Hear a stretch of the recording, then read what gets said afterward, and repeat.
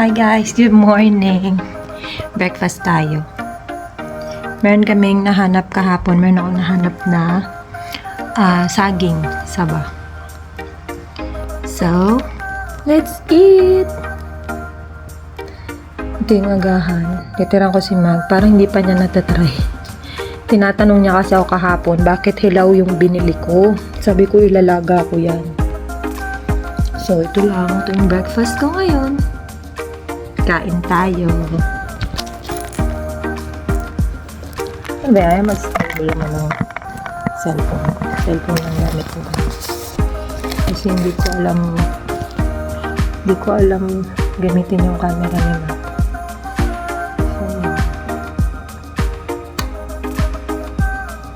Masarap to kung may bagoong isda. So, wala tayo nun dito eh. Wala mahanap na bagoong isda. Kain! Perfect.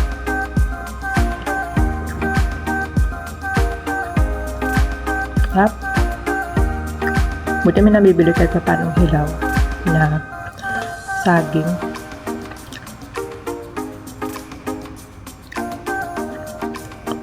Pero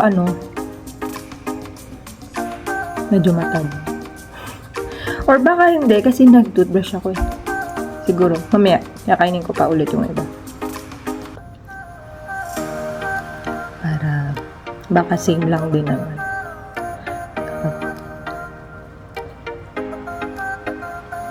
Pero okay lang yun. Mahal.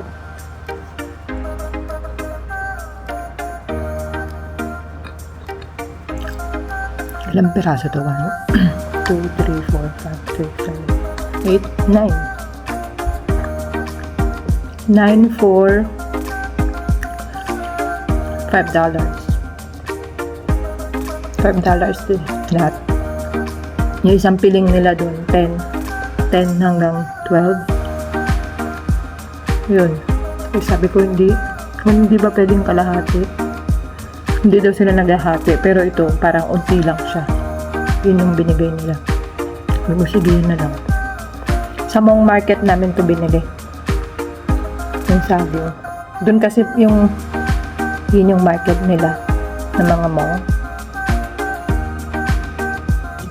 Kaya nga Mong Market, diba? May mga kasi dito. May mga Asian store na nagtitinda din ng mga vegetables, mga fruits. Pero pala, wait lang, papakita ko sa inyo yung mangga na nabili namin. Isang peraso lang siya, $8. Ang mahal.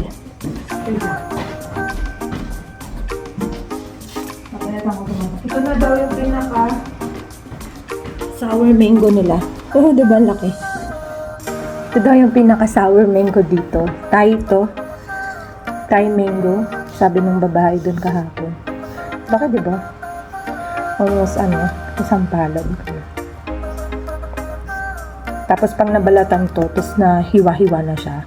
Yung binibenta nila dun na isang ganun. Ang dami ng laman. Yun daw yun, isang buo daw yun kanto. $8. Sa Mong Market guys, puro cash lang dun. Nakakayan to mga ba.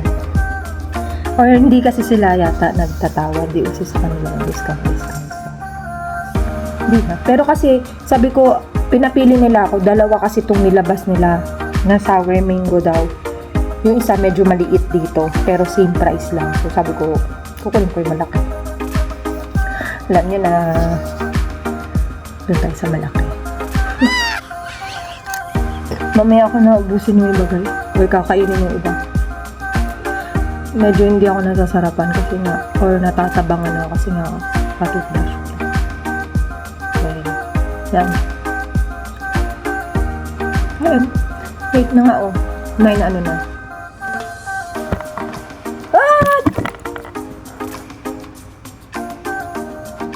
9 magna 9:40 na 9:43 44 yan. Nasa-slide yung bangko. Tapos nito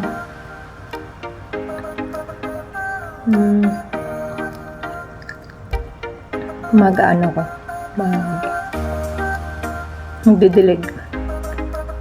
Walang magawa dito, guys. Masyado. Nagbibili na ako ng mga tinanim kong halaman. Mga bulaklak. Pag mga ganitong oras. Ilang oras na lang naman. 12:30, uuwi na din sila. May kasama na ulit ako. Kasama ko lang yung si Brody. Ang aso na. Aso namin. Charot. Kaya ang boring niya kainin ng walang bagoong. Pero okay lang. So ito lang muna. Isa lang muna ako ng kawalan na ulit muna. Sasahin pa pala muna ako. Magdilim tayo, guys. Nakakalaman sa labas. Sana hindi mabing ang aso. Hindi nyo ito nadiligan kahapon. Wait lang.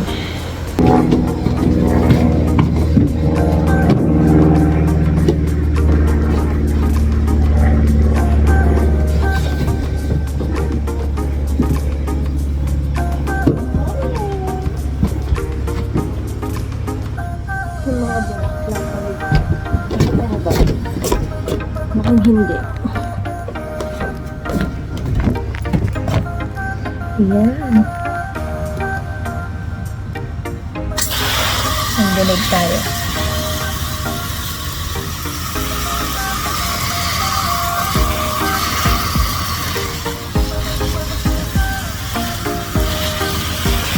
Yung 1 week na ito na tinanim. Check ko sa vlog ko ng pagtanim nito. Yan. Yan muna kayo, ha.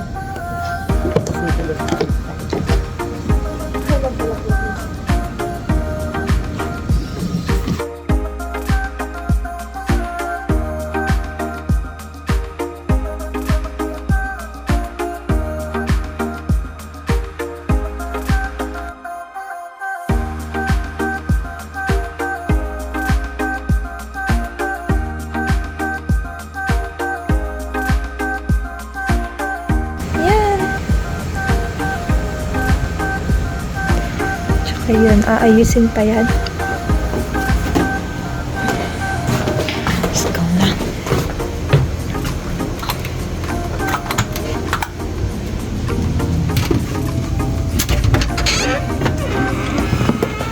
Rudy! Good boy!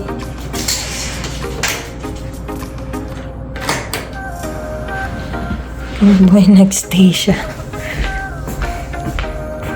Tingnan niya, guys, si Brody. Pag sinabi mo, umasok siya sa kulong. Go ka now, Brody. Go. Go ka now. Come on. Go ka now. Here. Go ka now, Brody. Go. Go ka now. Brody. Go ka now. Here. Here. Go. No. You go ka now. Go ka now, Brody. Go. Brody. Go, kiddo. Go. Come on. Talent na yan, guys. I'm just kidding, Brody. Joke lang. Let's go. See? Let's go. Come on, Ma. Good boy. Good boy, Brody. Ganyan siya, guys. Pag aalis na si Mag, sabihan lang ni Mag na, go ka na. Papasok siya ng kusa. Good boy, Brody. Joke lang yun. Go eat. Come on, go eat. Nilagyan na kita ng pagkain dun eh. Go eat. Come on, Brody. Gusto niya laking belly rub. You want food? You want treats? Aww. You want treats? You want? Huh? Okay. Hold on. Hold on. Tatar guys ng treats. Ang katawatin. Si Daisy. Ito. Mental tricks. Tingnan niyo guys. Rudy, stay. Sit down. Sit down. Sit down. Tingnan niya. Wait. Wait. Wait, Brody. Naghihintay yan dyan. Wait. Go. Good boy. Good boy, Brody. Ay. May napaglilibangan kahit papano. Gigil mo ako, Brody. Namimiss ko na si Oreo. Good boy, Brody. Meron siyang mong clothes. Nakamong siya. Guys. Pinaglaro niya aso. Gusto yung plato. Kagabi pa tong plato eh. Lumabas kasi kami, hindi siya nahugasan agad. Pero siya, 3 lang naman yan, kaya maghugas tayong plato. Nabalik. There you go. I-edit na naman ako.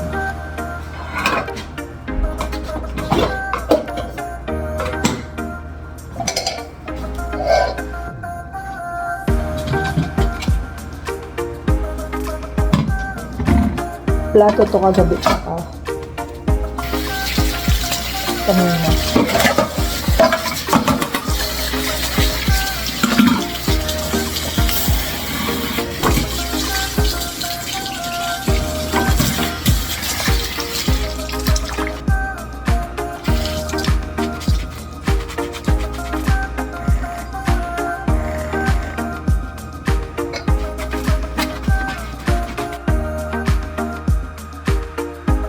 Maliit ng rice cooker. Buti nga guys, may maliit na rice cooker dito sa Mag. Kasi ako lang yung madalas na nagkakanin. Alam niyo naman, rice is life. Sa isang araw na wala akong kanin, feeling ko nang hihina ako. Kahit lang siya. Kahit parang psychological thinking lang siya.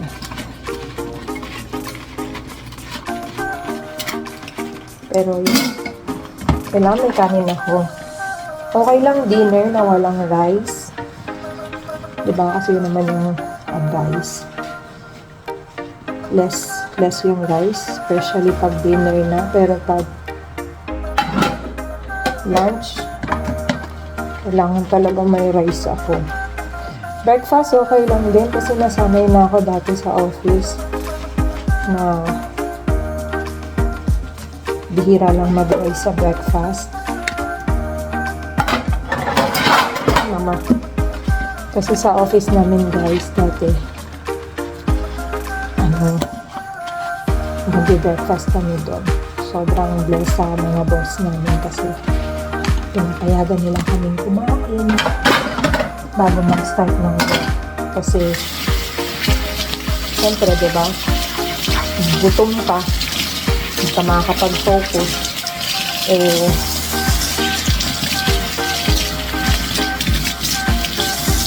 Para hindi mali-mali yung trabaho.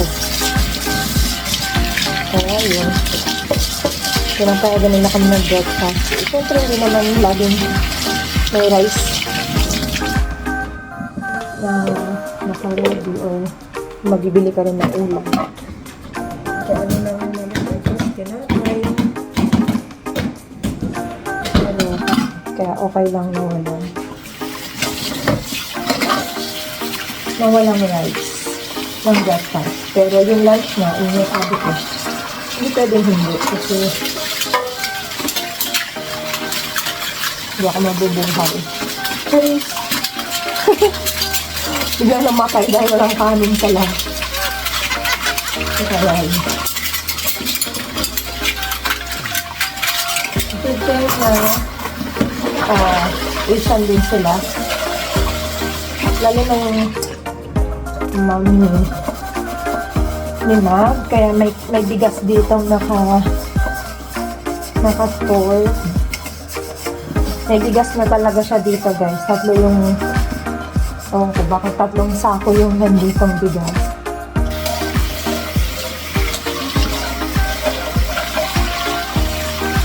Kasi sabi nila, nagkakanin daw talaga yung mother niya.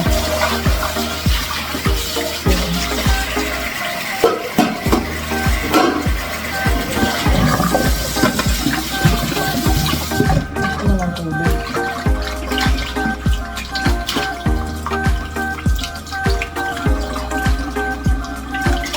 Iilan lang yung hugasan lagi. Kaya hindi kami gumagamit ng dishwasher. Saka parang ewan, hindi ako tiwala sa dishwasher, guys.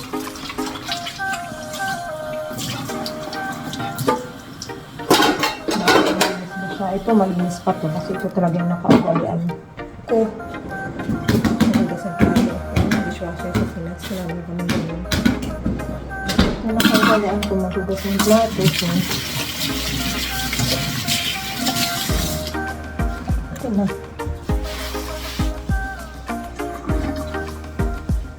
Hindi naman siya mabilis na trabaho. Iiwan lang naman. Saka pag may mga gatherings dito, maano na din sila. Mautak na tag dito. Nagpi-paper plate na para mabilis. Mabilis na lang itapon.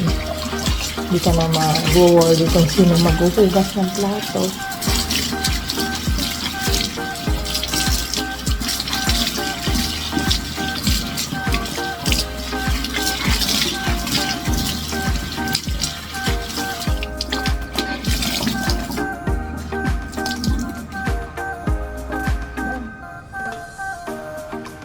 Ano na? 11 na. 11:50. Magsaing lang pa. 2 scoop lang lagi yung sinasaing ko. Kasi umaabot ko sa akin ng dinner tsaka breakfast. Diba lunch? Tapos dinner tsaka breakfast. Kasi nagbihira lang siya magkanin.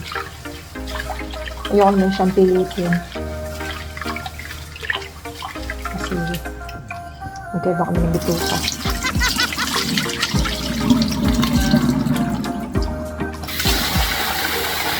Kaya tipid na rin.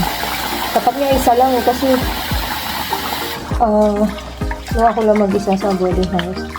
Isang scoop lang talaga. Isang cup lang yung sinasain ko.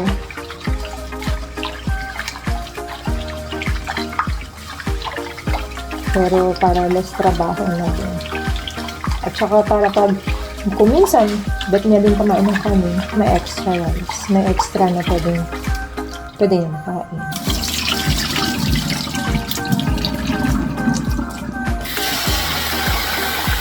Tatlong beses pala ako. Diba usually ang pag-ugas ng bigas, 2 lang. Pero sa akin kasi 3 beses. So, hinuhugasan yung rice. Ayoko kasi na, wala naman, sa Pinas kasi ayoko nang may parang amoy sako. Minsan kasi ganun kahit Coco Pandan. Coco Pandan yung bigas na binibili ko doon. Pero minsan, may sako siya. Hindi ko natin kasi alam kung bagong deliver ba siya o hindi. Dito yung bigas namin, Jasmine rice. Tawag dito. Hindi ko pa alam yung Jasmine ko dati. Nasa mall ako. Tapos sabi ko, meron po kayo Jessica. Papakayo naman. Meron ang Jessica rice. Jessica. Sungaw lang. Jessica rice.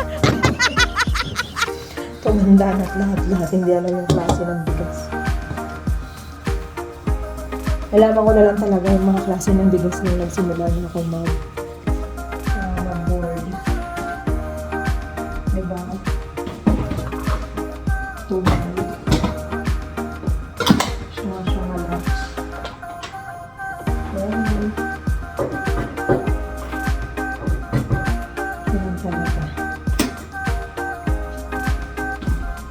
Dahil wala na akong gagawin. Nagdilig na ako, nagsaing, naghugas na ako. Pahinga na ulit. Mamaya na. Yung saging ko guys, mamaya ko yan lalantakan.